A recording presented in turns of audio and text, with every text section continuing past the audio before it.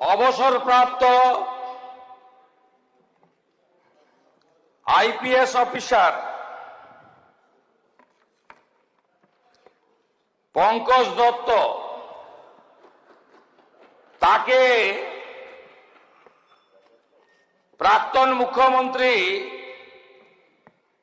যিনি এখন এই সদনের সদস্য নন তাই নাম বলছি না, 11 থেকে 26 মুখ্যমন্ত্রী ছিলেন, দুবার আমার কাছে হেরেছেন, একবার ভবানীপুরে আর একবার নন্দীগ্রামে। তার নির্দেশে উনাকে বড়তলা থানাতে একাধিক দিন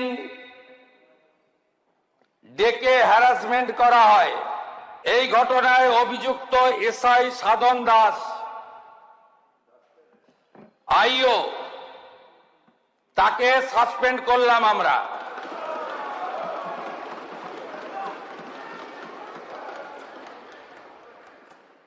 তৃতীয় ঘটনা, এর সাথে ওই থানার যিনি আইসি ছিলেন সুবর্ণ দত্ত চৌধুরী, তিনি এখন কলকাতা পুলিশের এসবিতে আছেন, তাকেও সাসপেন্ড করলাম।